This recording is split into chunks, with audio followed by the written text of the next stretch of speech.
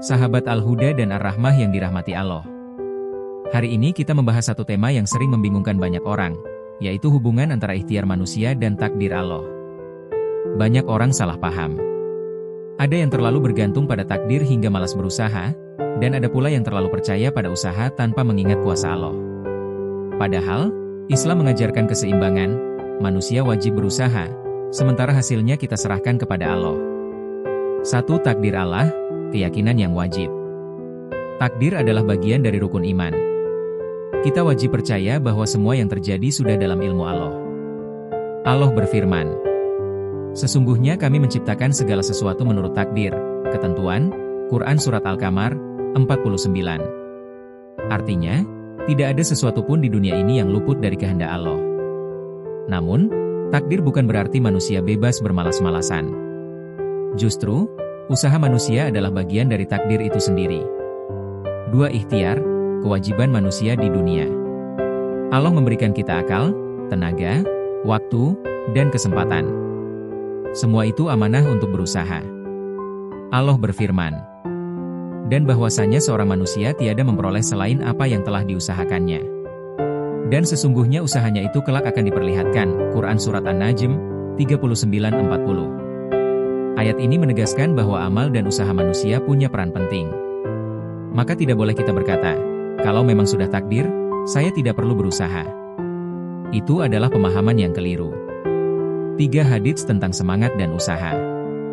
Rasulullah mengajarkan kita untuk semangat dalam berusaha, bukan pasrah tanpa usaha. Dari Abu Hurairah, Rasulullah bersabda, "Bersemangatlah terhadap apa yang bermanfaat bagimu, mintalah pertolongan kepada Allah, dan jangan lemah." HR Muslim nomor 2664. Hadits ini menunjukkan bahwa kita diperintahkan bersemangat. Kita tetap meminta pertolongan Allah. Kita dilarang lemah atau menyerah sebelum berusaha. 4. Contoh nyata dari kehidupan Rasulullah.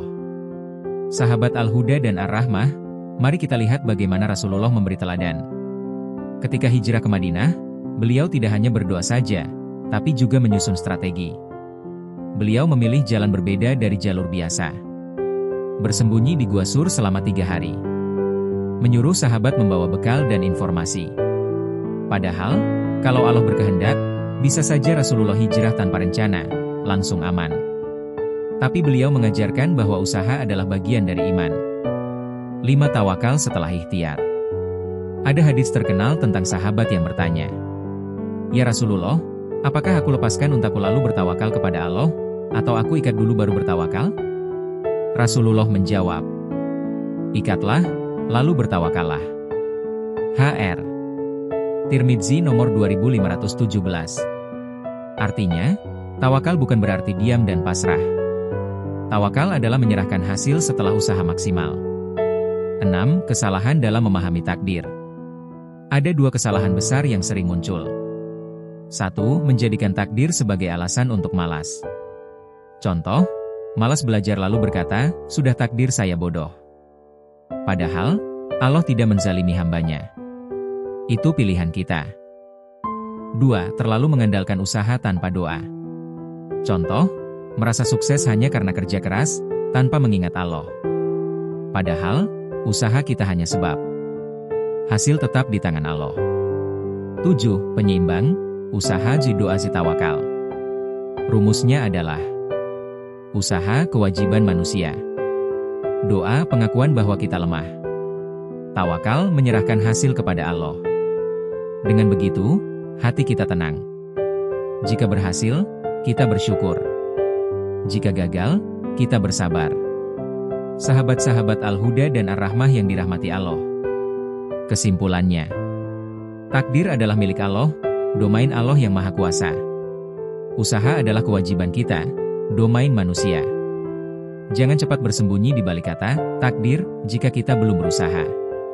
Jadikan usaha sebagai jalan, doa sebagai kekuatan, dan tawakal sebagai penenang jiwa. Allah berfirman, "Apabila engkau telah membulatkan tekad, maka bertawakallah kepada Allah. Sesungguhnya Allah mencintai orang-orang yang bertawakal."